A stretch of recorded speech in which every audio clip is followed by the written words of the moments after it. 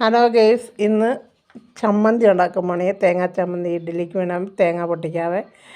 അപ്പോൾ ഇന്ന് ഇഡ്ഡലിയാണ് രാവിലെ ഉണ്ടാക്കുന്നത്. അപ്പോൾ അതിന് വേണ്ടിയിട്ടുള്ള തേങ്ങയാണ് പൊട്ടിച്ചത്. പിന്നെ തേങ്ങ ചിരണ്ടി ഇപ്പോൾ നമുക്ക് അപ്പോൾ ഇന്ന് ഇതൊക്കെ ഉള്ളൂ.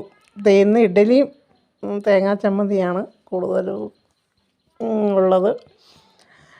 പിന്നെ ഇനിയിപ്പോൾ അത് മിക്സിക്കകത്ത് 2-3 മുളക്, ഇഞ്ചി ഒരു കഷ്ണം, ഇച്ചിരി കറിവേപ്പിലയും കൂടി ഇട്ട് നമുക്ക് മിക്സിക്കകത്തിട്ട് അരച്ചെടുത്തുകൊണ്ട് വരാം. അപ്പോൾ നമുക്ക് മിക്സിക്കകത്ത് വെച്ച് അരയ്ക്കാം.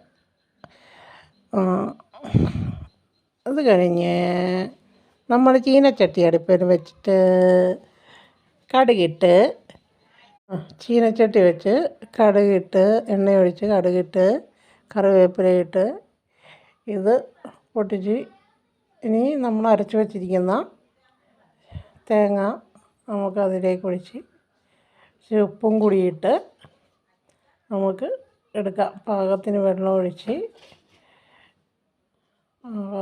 ഒഴിച്ചിട്ട് ഇച്ചിരി ഉപ്പും കൂടിയിട്ട് എടുക്കാം. ശകലം ഉപ്പ്.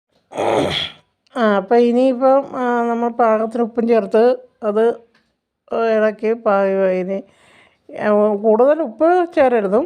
ആവശ്യത്തിനുള്ള ഉപ്പേ പാകത്തിന് എടുക്കാവുള്ളൂ. അല്ലെങ്കിൽ അത് പിന്നെ ഒന്ന് തിളയ്ക്കരുതും.